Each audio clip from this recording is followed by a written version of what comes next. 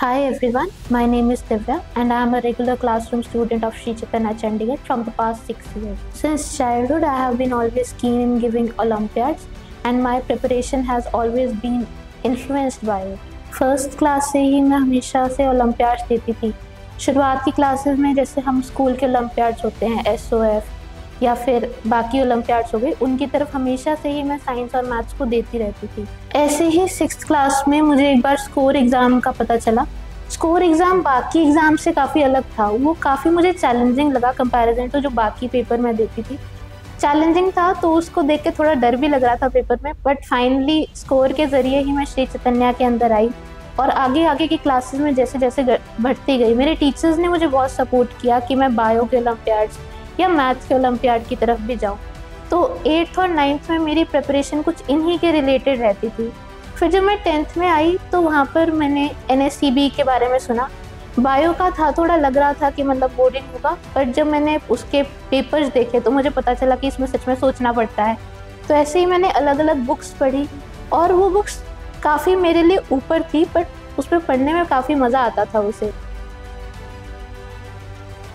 10th में जब मैंने NSCB दिया तो उससे फाइनली मुझे पता चला कि हाँ, मुझे बायो को ही लेना है और मुझे नीट का एग्ज़ाम ही देना है। इसीलिए मैंने फाइनली डिसाइड किया कि हाँ, मुझे मेडिकल ही करना है।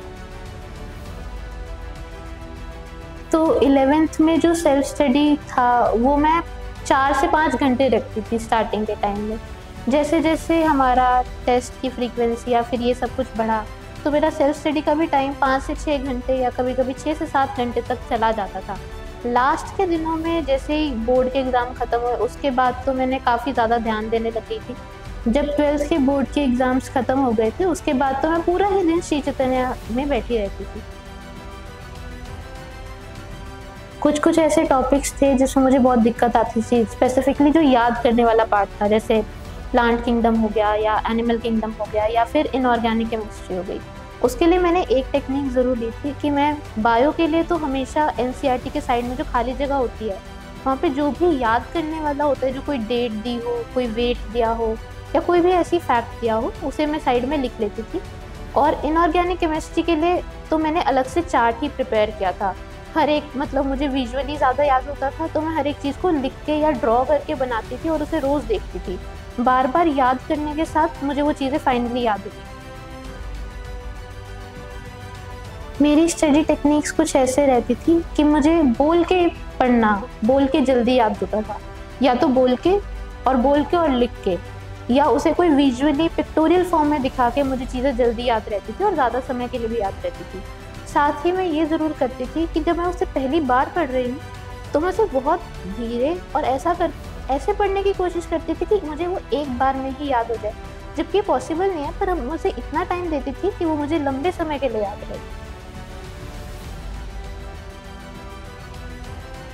नीट एग्ज़ाम के लिए PYQs और NCERT तो बहुत ही ज़रूरी होती है। NCERT को तो इतनी बार पढ़ना चाहिए और ऐसे नहीं है कि हर बार मतलब सिर्फ रीड ही करना चाहिए। उसमें हर एक चीज़ को इतने ध्यान से हाईलाइट और हर एक लाइन को इतने अच्छे से समझना चाहिए कि उससे कोई भी क्वेश्चन आ सकता है। मतलब मैं पहले तो सिर्फ पढ़ लेती थी और मैं उसमें इतना ध्यान नहीं देती थी, पर जब क्वेश्चन आए हमारी टेस्ट सीरीज़ में कि वो हर एक लाइन से एक क्वेश्चन बना लेते थे, तब मुझे समझ आया कि एक्चुअली मैंने आधी साल तो अपना NCERT गलत पढ़ा है। तो उसे फिर मैंने फिर से एकदम ढंग से पढ़ा, हर एक वर्ड, हर एक लाइन को हाईलाइट किया। और साथ में PYQs की तो बहुत ही इंपॉर्टेंस रहती है। पिछले 5 साल के PYQs को तो मैं हमेशा उसको NCERT में ही लिख लेती थी। उसके पहले वाले इतने इम्पॉर्टेंट नहीं रहते, पर फिर भी मैंने सारे ही सालों के PYQs किए थे। NCERT में ये चीज़ ज़रूर रहती है कि लोग टेक्स्ट तो पढ़ लेते हैं पर उसका जो डायग्राम होता है उसे मिस कर देते हैं, पर डायग्राम में कभी कभी बहुत ही इंपॉर्टेंट चीज़ें लिखी होती हैं। तो मैं हमेशा देखती थी कि डायग्राम का हर एक लेबल, डायग्राम के नीचे जो उन्होंने जिस लेबल को अंडरस्टैंड करने के लिए जो भी लिख रखा है उस पर मैं स्पेसिफिकली ध्यान रखती थी, क्योंकि क्वेश्चन वहाँ से ज़रूर आ जाते थे। 2 साल की प्रिपरेशन में स्ट्रेस तो सबको आता ही है, बट अगर हम देखें स्ट्रेस को हर एक इंसान अलग अलग तरीके से मैनेज करता है। मुझे स्ट्रेस मैनेज करने के लिए मैं अपनी हॉबीज़ को स्पेसिफिकली मैं ध्यान में रखती थी। पेरेंट्स से ज़रूर बात करती थी, टीचर से जब भी मुझे बुरा लगता था कि मेरा टेस्ट अच्छा नहीं गया है या कुछ मेरे साथ अच्छा नहीं हो रहा है, मैं टीचर से स्पेसिफिकली जाके बात करती थी कि वो जो भी प्रॉब्लम होती थी उनके सामने बस रख देती थी। जैसे मुझे लगता है कि आज मुझे दिक्कत है, मैं आज ही मैसेज करती थी कि जब भी आपके पास टाइम हो मुझसे मिलने, रात को पेरेंट्स से जाके बात करती थी और वो चीज़ें स्पेसिफिकली करती थी जो मुझे सच में बहुत अच्छी लगती है। जैसे डांस को मैंने अपना यूज़ किया था इस चीज़ को लेके, थोड़ी सी एक्सरसाइज होती है तो मन भी खुश रहता है, आपका हार्मोन्स भी ठीक रहते हैं, इससे आपका स्ट्रेस लेवल भी मैनेज हो जाता है। साथ ही में ड्राइंग तो मेरे लिए हमेशा रही ही है। नीट एग्ज़ाम से एक दिन पहले तो मैंने बस सोच लिया था कि कुछ नहीं पढ़ना है। पूरे दिन मैं बस यहाँ वहाँ घूम ही रही थी, बात कर रही थी, थोड़ा हंस रही थी कि अंदर से स्ट्रेस तो बहुत ही ज़्यादा होता है उस दिन। लग रहा था क्योंकि पिछले साल के ट्रेंड्स देख के तो मुझे ऐसे ही लग रहा था कि पेपर आसान आएगा, बट इसीलिए मैं थोड़ा सा अपना स्ट्रेस लेवल मैनेज कर रही थी और बात कर रही थी और कुछ नहीं किया। नीट के पेपर वाले दिन जैसे ही मैं बैठी मुझे पता चला कि सच में सिनेरियो एकदम अलग था। उस दिन का पेपर तो देखते ही, मतलब फिज़िक्स का सेक्शन देखते ही तो मुझे लगा कि पता नहीं क्या ही कर दिया है। और जैसे जैसे उस दिन बस मैंने एक चीज़ देखी, उस दिन बस मेरा हौसला था, उस दिन मैं बस डरी नहीं थी। वैसे पेपर जो था वो एकदम ही अलग था, ऐसा कुछ सोचा नहीं था मैंने पहले कि मतलब पेपर ऐसे जाएगा या फिर इतना ही अलग लेवल का पेपर ये देंगे। बट उस टाइम बस मैंने ये भगवान से प्रार्थना की थी, हे भगवान आज जो पेपर है मैं कर रही हूँ और ये मेरा बेस्ट होना चाहिए, जैसा जाएगा उसको हम देख लेंगे, बस अभी एक भी मतलब शक नहीं करना खुद पे, और जैसा हो रहा है बस होने दो। और उसके बाद जैसे ही पेपर ख़त्म हुआ उस टाइम तो बस मुझे लग रहा था कि पता नहीं, मुझे नहीं लगता कि 2 साल की मेहनत इस मुझे मतलब सच में लग रहा था कि 2 साल से ज़्यादा का टाइम चाहिए इस पेपर को तैयार करने के लिए। बट उस टाइम तो मैं बहुत ही उदास थी पूरे दिन। मुझे किसी से भी बात करने का मन नहीं कर रहा था क्योंकि मेरा पेपर मुझे ऐसा लग रहा था बहुत ही ख़राब गया है। पर जैसे जैसे मैंने बाकियों का सुना थोड़ा सा मुझे सहूलियत मिली, थोड़ी सी खुशी हुई कि हाँ सच में पेपर मुश्किल था। 2 साल की पूरी जर्नी में सबसे बड़ा कंट्रीब्यूशन तो फैमिली का ही रहता है। पेरेंट्स का इतना सपोर्ट है तभी मैं यहाँ पे आज बैठी हूँ और यहाँ पे मैंने इतना कुछ कर पाई। साथ ही में जब भी स्ट्रेस आता है या फिर कुछ भी होता है, दोस्तों से बात करना तो हमेशा ही ज़रूरी रहता है।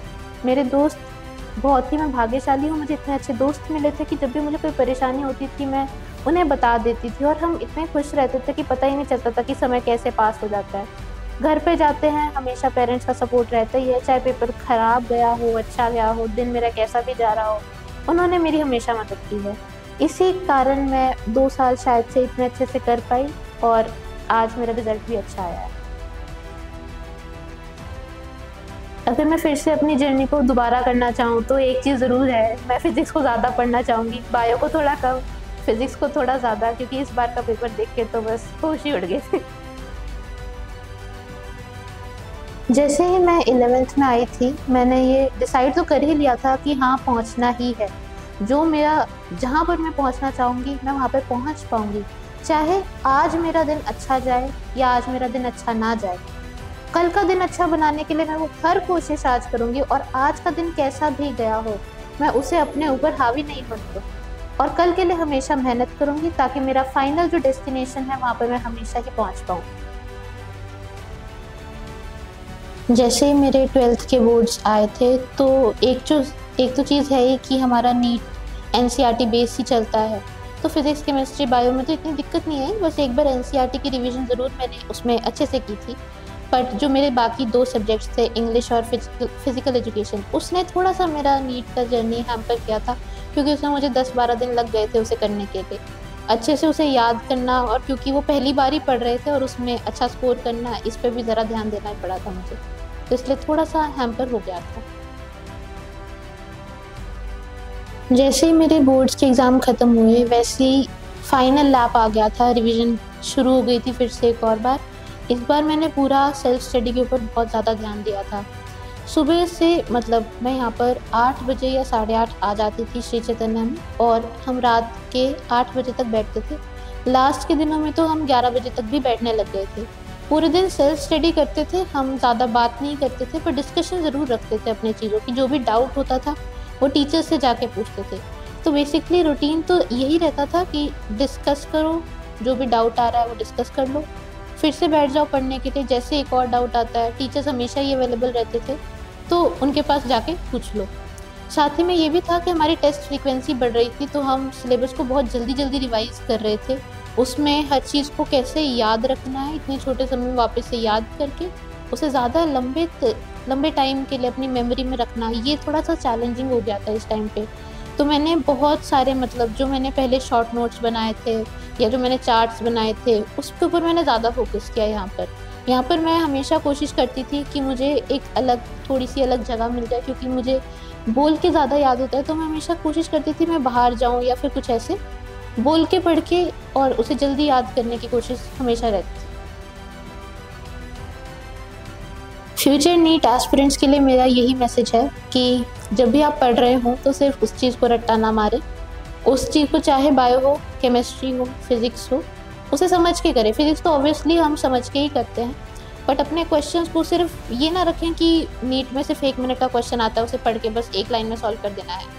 इस बार जो नीट का पेपर आया था उसको देखने के बाद यही रहेगा, अच्छा क्वेश्चन का तुम्हारा लेवल होना चाहिए और क्वेश्चन में डाइवर्सिटी होनी चाहिए। चाहे क्वेश्चन मुश्किल हो, चाहे जेईई मेन का हो या कुछ भी हो, उसको भी ट्राई करें। हर एक चीज़ को अपने रूटीन में लाने की कोशिश करें। बायो में भी याद करने का ज़्यादा ज़रूरी नहीं है, उस चीज़ को हर एक चीज़ को समझे। अगर आपने उस चीज़ को समझ लिया तो आपको याद हो ही जाएगी। और केमिस्ट्री में भी, फिज़िकल में तो हमें प्रैक्टिस ही करनी पड़ती है क्वेश्चंस की। इनऑर्गेनिक के लिए हाँ, याद करने की अलग अलग स्ट्रैटेजी जो भी आपको अच्छी लगे अपने हिसाब से करें, और ऑर्गेनिक को समझें। उसको समझना बहुत ज़रूरी है, उसे याद करने पे ना डालें, समझेंगे तो याद हो ही जाएगा। अगर बाकी बुक्स की रिकमेंडेशन अगर कोई मेरे से लेना चाहे तो बायो के लिए अंडरस्टैंडिंग बढ़ाने के लिए कैम्पबेल एक बहुत अच्छी बुक है। चाहे आप एनएससीबी दे रहे हो या ना दे रहे हो, अपनी अंडरस्टैंडिंग के लिए उसे एनसीईआरटी के साथ अलाइन करके पढ़ेंगे तो आपको डेफिनेटली बहुत ही बेनिफिट होगा। बाकी केमिस्ट्री की बात करें तो उसमें एनसीईआरटी पे सोल फोकस अपना डालें, और फिज़िक्स के लिए भी थ्योरी पार्ट के लिए एनसीईआरटी पर सोल फोकस डालें, और क्वेश्चन प्रैक्टिस के लिए आप डीसी पांडे या फिर बाकी जो नीट के लिए बुक्स आती हैं उस पर आप ध्यान दे सकते हैं। पिछले पेपर जो पिछले सालों के पेपर थे उसका ट्रेंड देख के तो हमारा प्रिडिक्ट किया गया था कि पेपर बहुत ही आसान आएगा, बट जैसा पेपर 2025 का आया वो मैं अच्छा इसलिए कर पाई, उसमें बहुत बड़ा पार्ट मेरी फाउंडेशन का भी है, क्योंकि मैं इतने सालों से पढ़ रही थी, मैथ्स को भी मैं साथ में प्रायोरिटी दे ही रही थी, तो कहीं ना कहीं मैं फिज़िक्स को थोड़ा सा अच्छा कर पाई और वहाँ पे मैं इतना नहीं डगमगाई क्योंकि मेरी फाउंडेशन काफ़ी अच्छी थी। जो भी आज मेरा सक्सेस है वो उसका मेजर क्रेडिट श्री चैतन्या की टीम को भी जाता है, मेरे सारे टीचर्स और श्री चैतन्या की फैकल्टी जिसने मेरा हमेशा सपोर्ट किया। मेरा जो भी डाउट था या फिर जो भी मुझे चाहिए था वो उन्होंने मुझे प्रोवाइड किया। उनकी गाइडेंस के बगैर तो मेरा यहाँ पर पहुँच पाना काफ़ी मुश्किल था, और मुझे लगता भी है कि श्री चैतन्या अगर ना होता, उसने मेरा अगर 6th और 7th क्लास से मेरा हाथ ना पकड़ा होता तो शायद से मैं इतना अच्छा आज ना कर पाती।